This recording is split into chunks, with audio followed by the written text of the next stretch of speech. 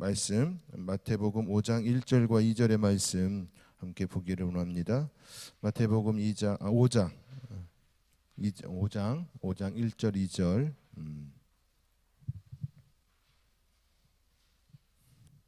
마태복음 5장 1절 2절 찾으셨으면 함께 보겠습니다.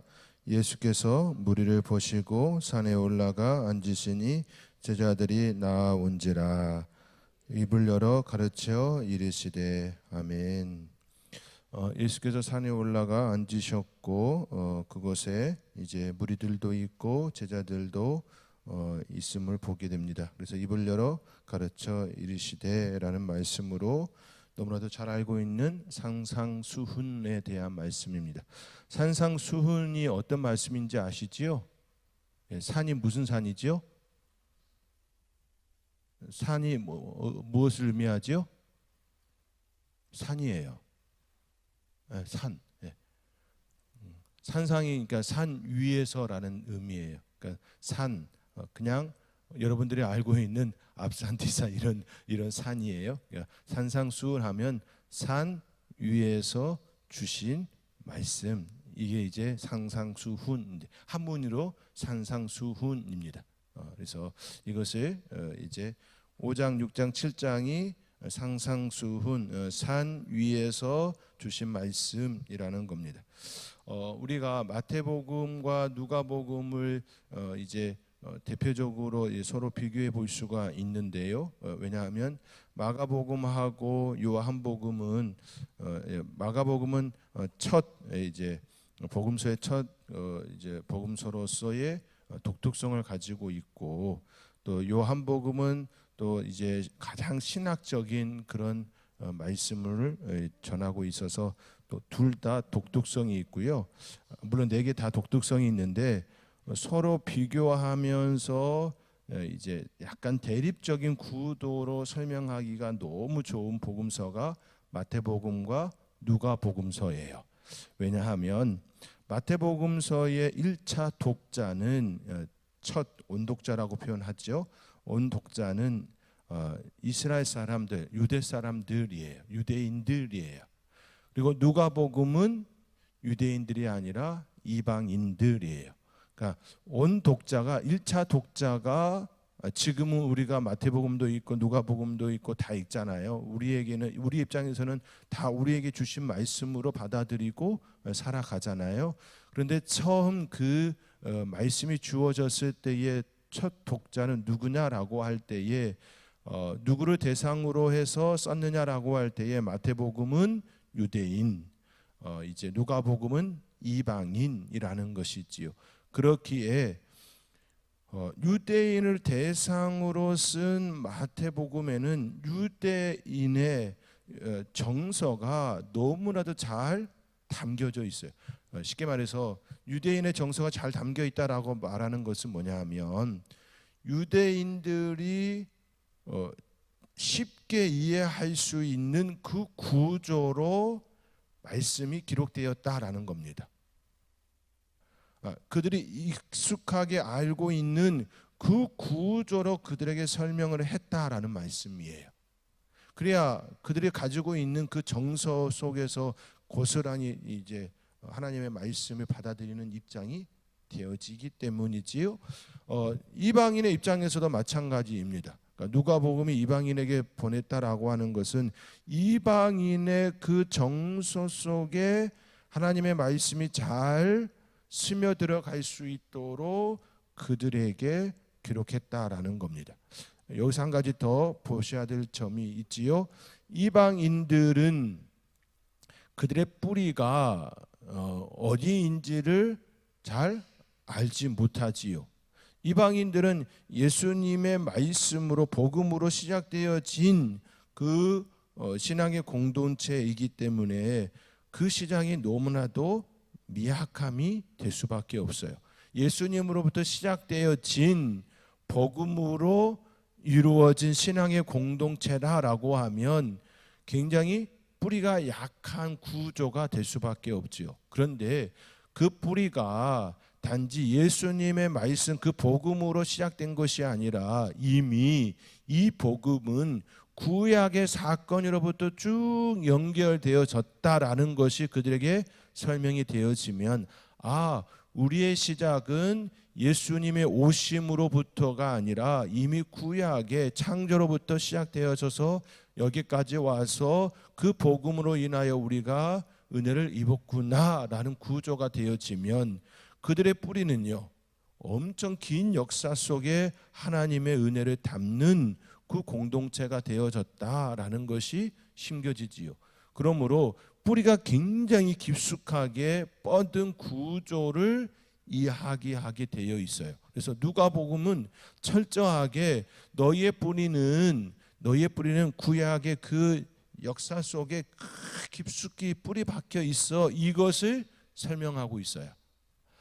왜 이처럼 하고 있을까요? 라고 할 때에 너희의 신앙은 너희가 받은 그 복음은 얕은 것이 아니야, 짧은 것이 아니야. 오랜 긴 역사 속에서 하나님께서 약속하셨고 예수 그리스도를 통하여 성취되어진 것이야. 그러므로 그 자부심을 가지고 그 자긍심을 가지고 너희의 삶을 살아야 해라는 것을 심어주는 것이지요.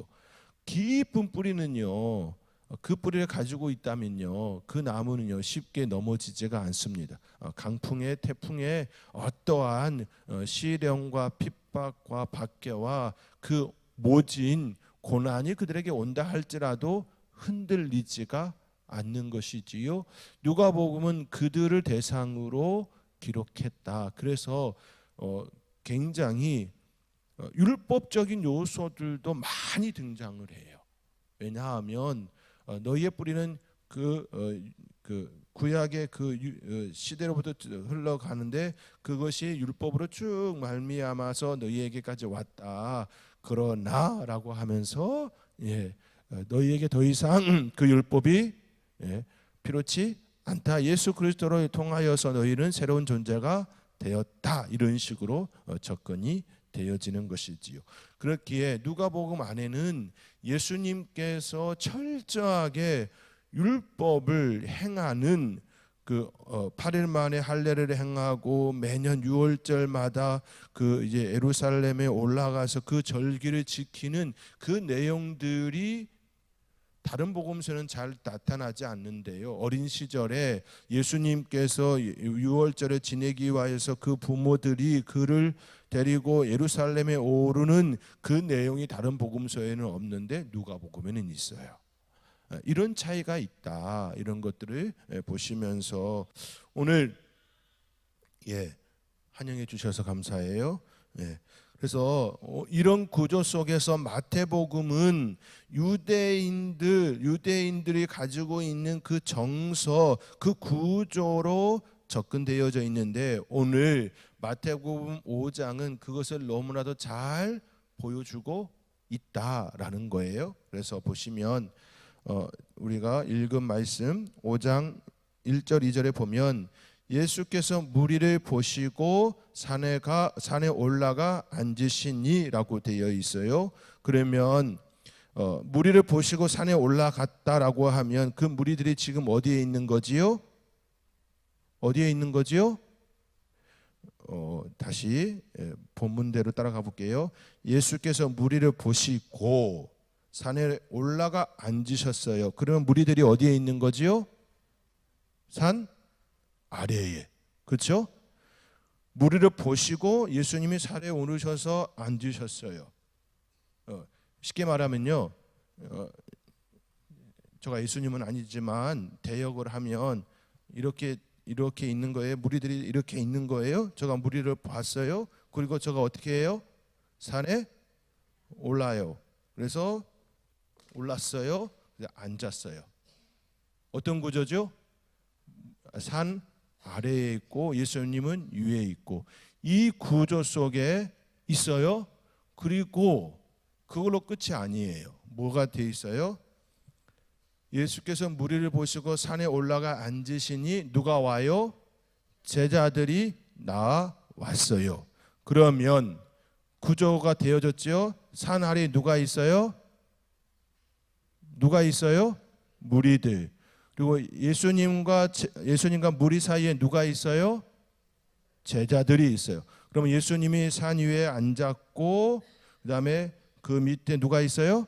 제자들이 있고 그 밑에 누가 있어요? 우리들. 야, 역시 선들교회 성도님들은 대단하세요. 너무나 잘 이해하세요. 이 구조가요, 어느 구조예요? 이 구조가요, 어디에 나와요? 네? 이 구조가요, 어디에 나와요? 구약의 사건 중에서요. 네?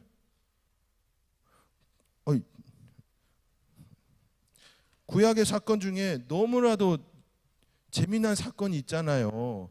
출애굽하시고 예수님이시래. 예수님 아직 안 태어났는데. 구약의 사건 중에 출애굽하시고 하나님께서 모세를 어디서 만나 주세요? 시내산 어디예요? 아래요, 위에요? 산 꼭대기요, 위에서 만났어요. 자, 보세요. 산이에요. 맨 위에 누가 계세요? 하나님 계시고 거기 위에 산 위에 누가 있어요? 모세가 있어요. 그러면 산 밑에 누가 있어요? 이스라엘 백성들. 그리고 누구예요? 무리들. 그리고 모세와 무리들 사이에 이 중간에 누가 있어요? 누가 있어요? 아론과 아비와 잠깐만, 맞나? 70장로들이 있죠. 그러니까 모세와 아론과 두 아들과 70장로들이 여기에 올라가요. 그러니까 70장로들.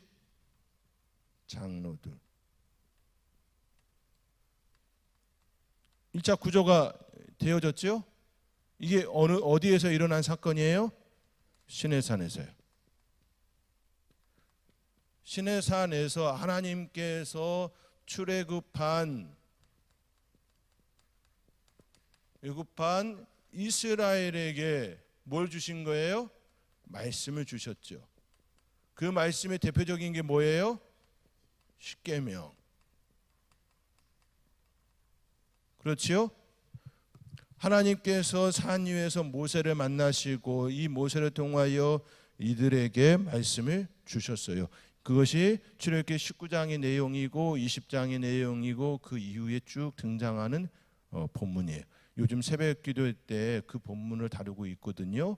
그래서 이 구조가 1차적으로 있어요. 그런데 지금 마태복음 5장에 어떻게 되어 있어요? 산이 있고요. 어떻게 되어 있어요? 산이 있고요.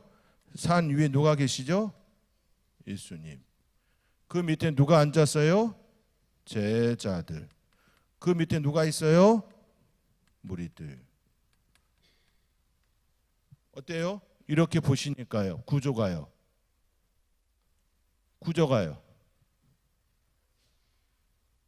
유대인들의 머릿속에 있는 구조는요, 이 구조가 있잖아요. 그렇죠? 하나님께서 모세를 통하여 그들에게 주신 십계명이나 율법은 이 구조 속에서 이루어졌어요. 지금 예수님께서 산 위에 오르시고 제자들이 앉고 무리들이 있는데 이들에게 지금 뭘 얘기하세요? 말씀을 주시지요. 그렇죠? 산상수훈, 새로운 예수님께서 그들에게 주시는 말씀이 나타나지요. 5장, 6장, 7장에 나타난단 말이죠. 그러면 1차적인 구조를 이렇게 들어가면 이스라엘 백성, 유대인들이 마태복음 볼 때에 어떻게 받아들이게 되어지는 거예요? 아하,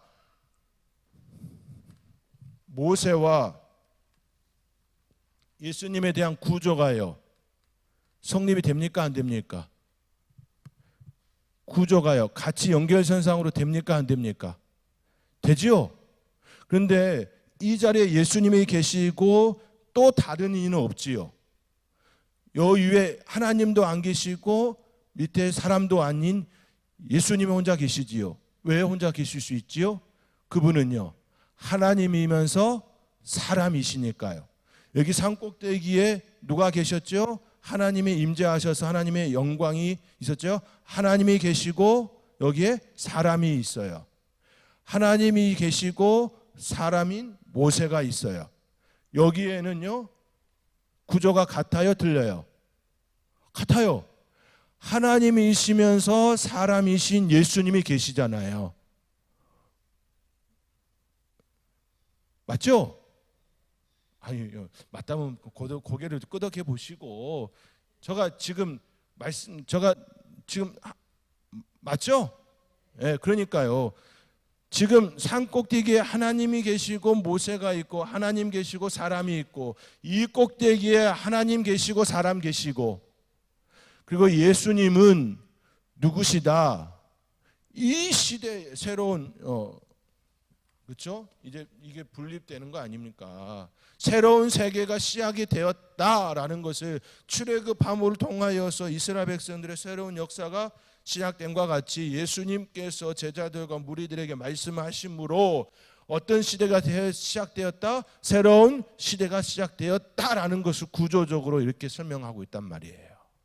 그러니까요, 마태복음 5장, 6장, 7장의 말씀, 마태복음 전체를 볼 때에 먼저 어떤 구조를 가지고 있어야 하냐면 이 구조가 들어가야 돼요.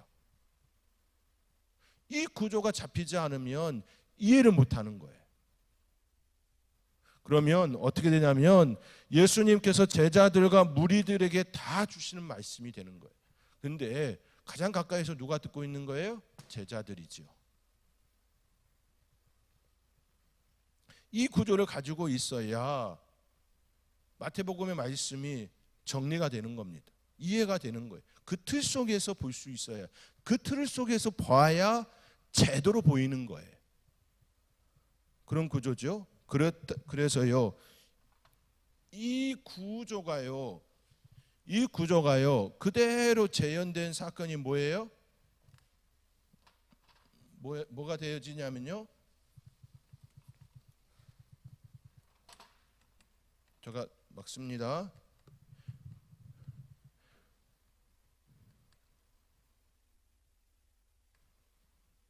지성소가 있고요, 성소가 있고요, 이게 성막이죠. 그리고 이 구조로 해서 여기가 문이 하나 있고요, 그리고 여기가요 번제단이 있고요, 물두멍이 있고요, 그리고 이 안에 이제 떡상도 있고요, 등불도 있고요. 네, 여기 안에 돼 있죠. 그러면 지성소에 누가 들어가요? 대제사장만 들어가시지요. 성소와 번제단에 누가 있어요? 제사장들이 직무를 보시지요. 그럼 무리들은 어디에 있어요? 어디에 있어요? 무리들은 어디에 있어요? 예, 이 성막 밖에 구조로 되어 있지요. 따라오세요. 그러면요, 이 시내산 위에 가장 위에 누가 있어요? 모세가 있고요. 그다음 70장로들이 있고요, 무리들이 있어요. 이 번제단을 보세요. 가장 중심에 뭐가 있어요? 지성소. 여기는 누가 들어가요? 대제사장만이 들어가요. 마치 어떤 구조예요? 모세요. 그렇죠? 시내산의 꼭대기예요. 그리고 제사장들이 그 직무를 감당하기 위하여서 이제 기름도 계속 채우고 떡도 드리고 물두멍도 전제, 이 여기에는 제사장이 들어가요. 근데 무리들이 들어갑니까? 안 들어갑니까? 안 들어가죠. 무리들은 밖에 있어요. 이 구조죠. 딱 모세, 장로들, 그 다음에 무리들. 이 성막의 구조가 그 구조이고, 이 구조가 예수님께서 산상수훈의 그 새로운 말씀을 주실 때의 구조라는 거예요. 이 구조 속에서 계속 있는 거예요. 그래서 요즘 이제 좀 얘기를 나눌 때에 여러분 성막 밖에 있으면 안 됩니다, 이런 얘기를 하시는 분들이 있으세요. 성막 안과 밖으로 구분됩니다 라고 얘기하면서 성막 밖에 있으면 세상 사람들입니다, 성막 안에 들어오셔야 합니다 라고 할 때에 이 말씀은요, 맞는 말이에요? 틀린 말이에요? 맞는 말이기도 하고 틀린 말이기도 해요. 구약적인 개념으로만 접근해 버리면 성막 밖에 누가 있었어요? 무리들이 있었어요. 이 사람들은 구원받은 사람들이에요, 안 받은 사람들이에요? 무리들 구원받았어요, 안 받았어요? 출애굽한 백성들 아니에요. 그리고 출애굽받았으니까 구원받은 백성들 아니에요? 맞죠? 맞아요. 무리들이 하나님의 은혜를 입은 사람들이에요. 그러면 세상 사람들과 똑같은 거예요? 아니에요. 그러면 성막 밖에 있는 사람들이 구원 못 받았어요? 아니요, 받았어요. 구원 받았어요. 그 은혜 입었어요. 그래서 단순하게 성막 밖에 있으면 안 됩니다, 성막 안에 있어야 합니다 라고 이야기하면 맞아요, 틀려요? 아유, 구약적인 개념으로만 접근하면 안 맞아요. 그런데 신약적으로 접근하면 하나님, 예수님께서 십자가에 죽으심으로 이 성소와 지성소의 휘장을 갈라놓으셨어요. 그래서 우리로 하여금 예전에는 제사장, 대제사장만 들어갈 수 있는 이 성소를, 지성소를 우리가 성전 되게 하심으로, 성령님이 우리 안에 임재하시고 우리가 성전이 되게 하심으로 이 구조가 어디에 임하게 된 거예요? 우리 안에 임하게 된 거죠.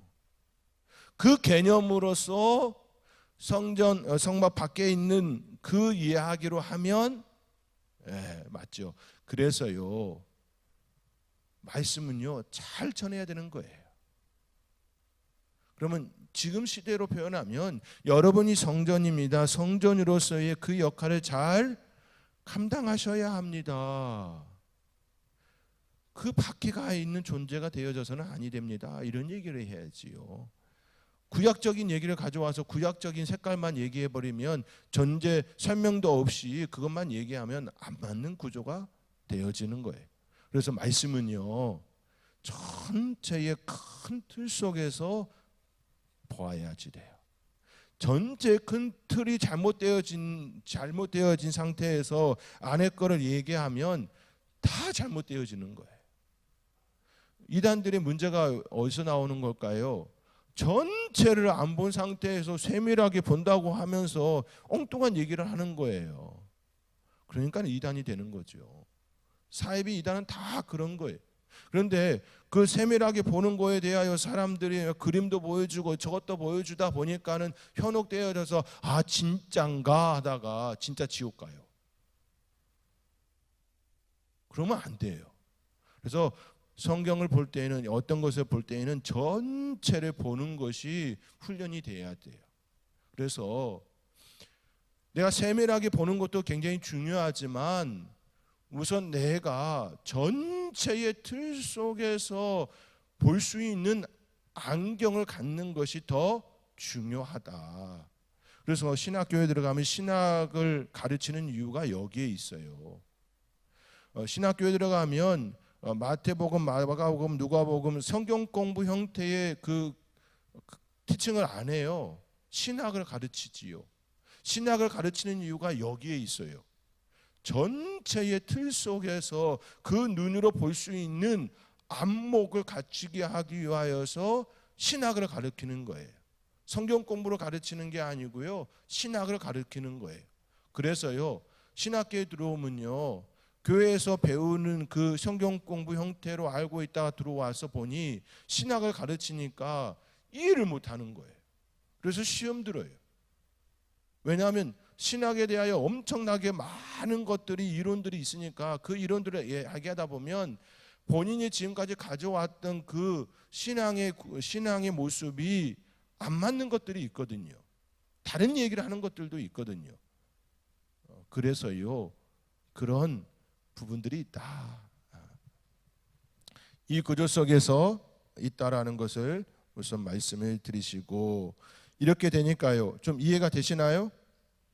네, 그래서요, 출애굽기 19장에 말씀이 있고요, 출애굽기 20장에 이 사건이 있고, 이곳에서 하나님께서 모세에게 말씀하여 주셔서 십계명이 등장하죠. 그래서 출애굽기 19장에 이 사건이 있고요, 그다음에 20장, 21장, 22장에는 계속해서 십계명과 율법과 이러한 이제 성막을 만드는 그 내용들이 이어서 쭉 등장하고 있다라는 것을 볼 수가 있습니다. 이 구조로 마태복음 5장의 말씀을 한 구절 보시면 이제 여러분들에게 조금 더 설명을 좀 드리기 위해서 보시면 마태복음 5장 38절의 말씀을 보시면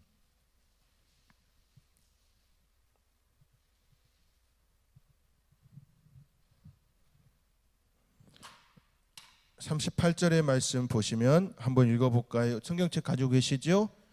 예, 마태복음 5장 38절 제가 그만할 때까지 읽으시는 겁니다. 시작. 또 눈은 눈으로 이는 이로 갚으라 하였다는 것을 너희가 들었으나 나는 너희에게 이르노니 악한 자를 대적하지 말라. 누구든지 내 오른편 뺨을 치거든 왼편도 돌려대며 또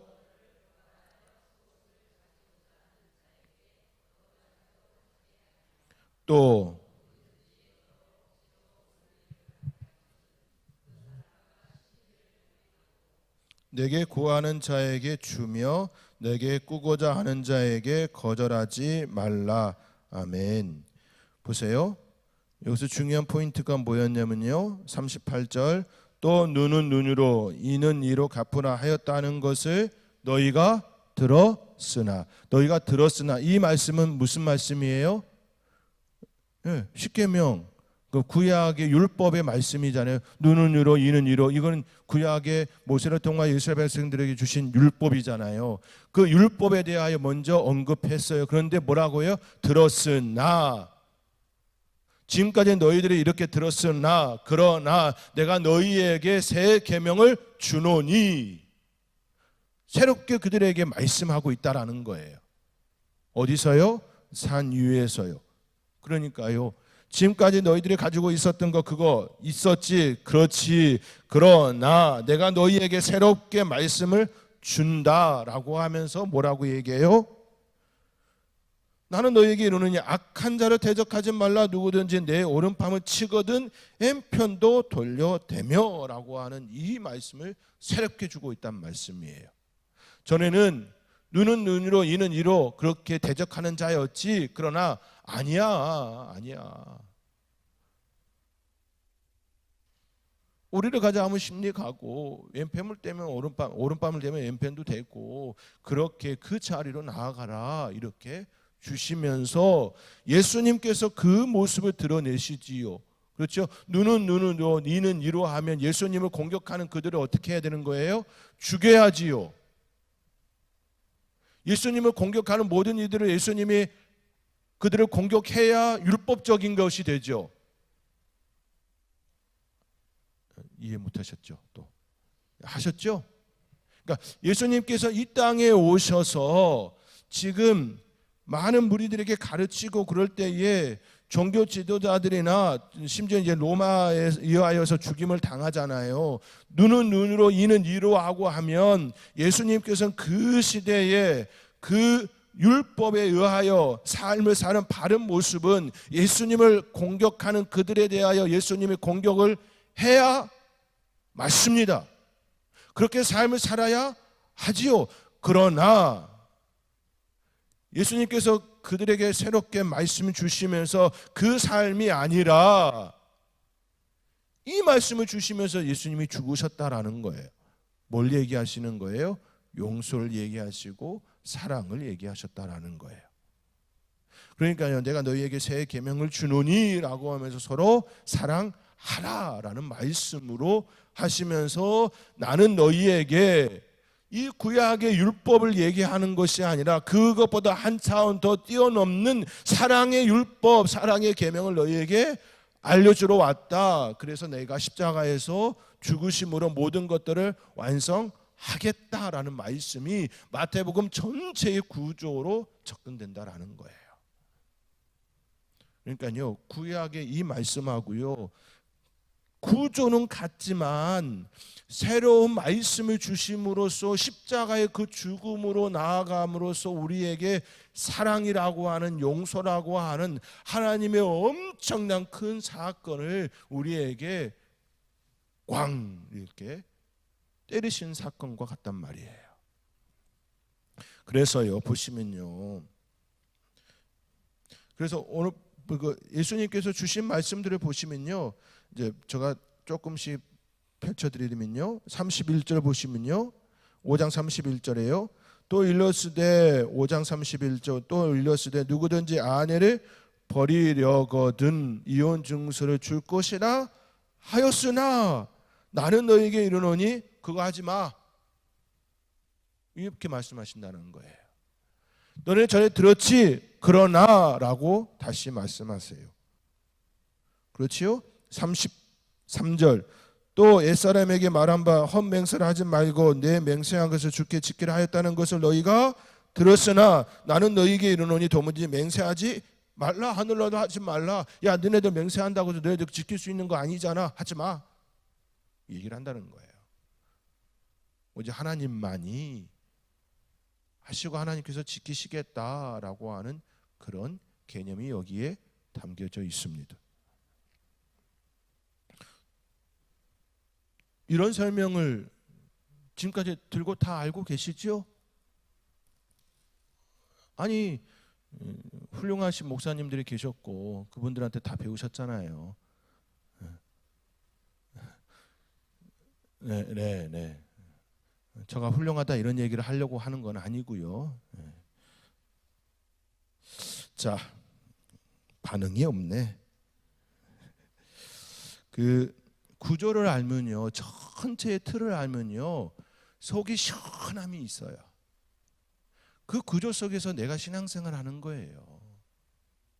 예수님께서 오셔서 말씀을 주시고 그리고 이 말씀을 다 구약의 말씀을 다 정리하시고 세계명을 주시고 그래 난 죽는다라고 하는 이 말씀으로 종교를 맺으셨단 말이에요. 눈은 눈, 이는 이라고 한다면 우리는 다 죽어야 합니다. 우리는 용서받을 수 있는 존재들이 아니에요. 하나님 앞에서 용서받을 수 있는 그 어떤 존재도 아니에요. 저부터 시작해서요. 다 하나님 앞에 돌 맞아 죽어야 될 존재들이 많아요. 그러나 하나님께서 우리를 사랑하셨습니다. 이와 같은 구조를 가지고 있는 마태복음하고 제가 이제 마태복음 누가복음을 얘기했잖아요. 누가복음은 어떻게 접근되어졌는지를 보시면 이제 이렇게 접근했구나 이런 것을 좀 생각이 되실 거예요. 보시면 성경책 누가복음 6장 누가복음 6장 12절을 보시면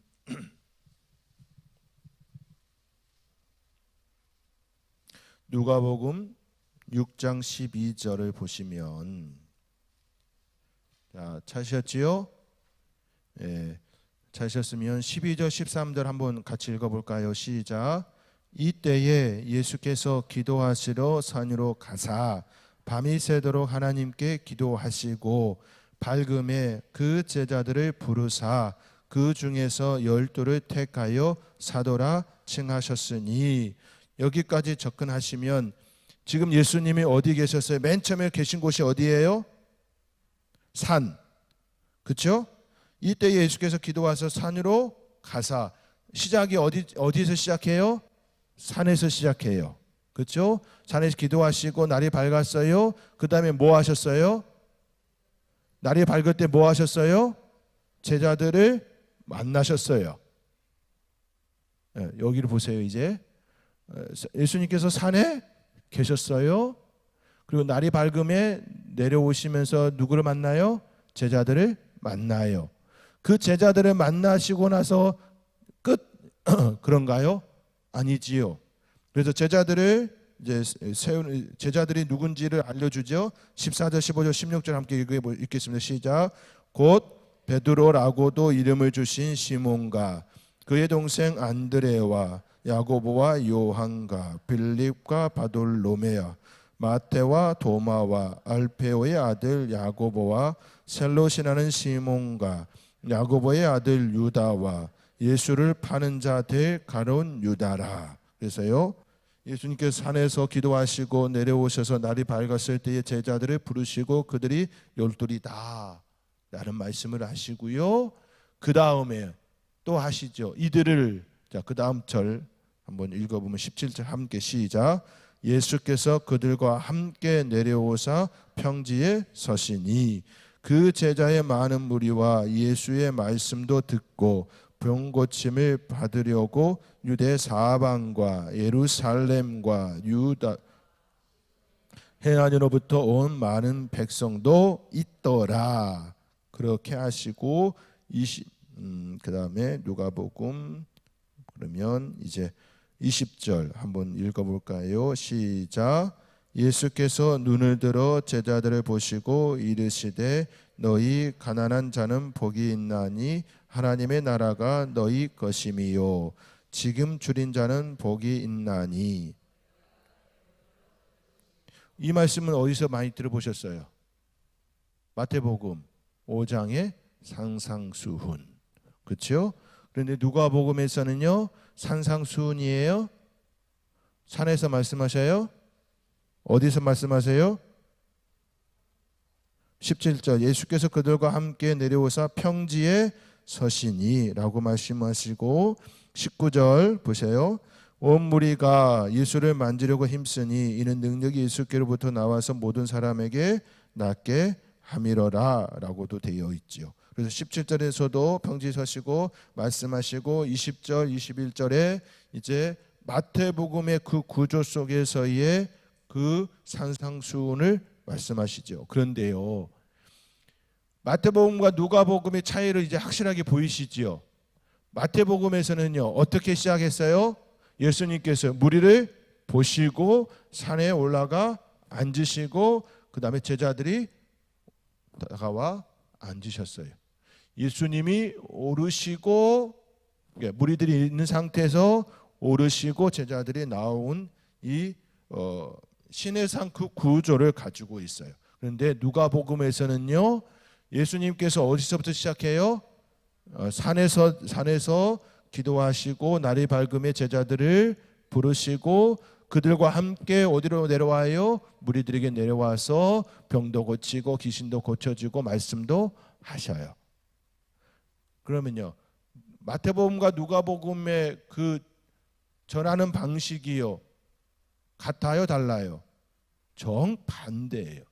그래서요 그러나 이 구조는요 이 구조를 가지고 있어요 없어요? 이 구조는 가지고 있지요. 그러니까 예수님 제자들 무리라고 하는 산에서 내려오시는 올라가는 여기서는 올라가서 하나님을 만나는 장면이었고요. 마태복음에서도 아래에서 위로 올라가서 선포하는 말씀이었고요. 그런데 누가복음에서는요 위에서 아래로 내려오시는 장면이에요. 이게 이방인들에게 복음이 전하여진 그 구조라는 거예요. 이방인들은 하나님을 알아요 몰라요? 몰라요. 그렇기에 하나님께서 이들을 만나 주시기 위해서 어떻게 하셨다라는 거예요. 위에서 내려오셨다. 우리 하나님은 예수님은 어떤 분이세요? 하늘 보좌에 앉으신 분, 그분이 우리를 위하여 하늘에서 땅으로 내려오셨다. 그래서 너희에게 복음을 전하셨다. 그러므로 너희들 그 은혜를 입어야 한다. 이것을 알아야 하지. 그러므로 너희의 뿌리는 어디냐? 쭉 올라가서 하나님께 올라간다. 그렇기에 하나만 더 보시고 끝내겠습니다.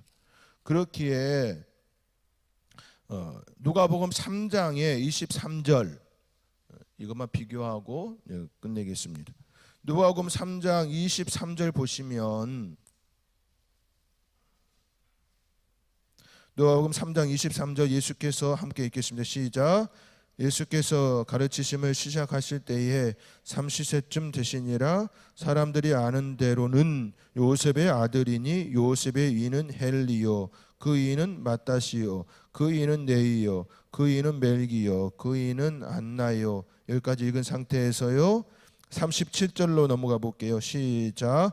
그 이는 무드셀라요 그 이는 에녹이요 그 이는 야렛이요 그 이는 마할랄렐이요 그 이는 가이난이요 그 이는 에노스요 그 이는 셋이요 그 이는 아담이요 그 이는 하나님이시니라 라고 되어 있어요. 그러니까요, 예수님은 누구시다? 하나님으로 연결시켜서 너희는 누구로부터 시작되었다? 하나님 이걸 얘기하고 있지요. 그래서 위는 잘 봐봐. 예수님이 하늘에서 내려오셨고 그 예수님을 한번 찾아가 볼까? 위는 하나님. 그러므로 너희는 이렇게 된단 말이에요. 그런데 마태복음은 그렇게 안 돼 있잖아요. 마태복음 너무나도 잘 알고 있는 것처럼 마태복음 1장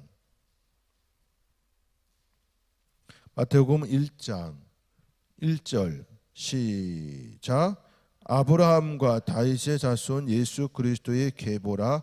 아브라함이 이삭을 낳고, 그렇죠? 어디로부터 시작해요? 아브라함으로부터 시작해요. 그들에게 중요한 것은 믿음의 조상 아브라함이니까요.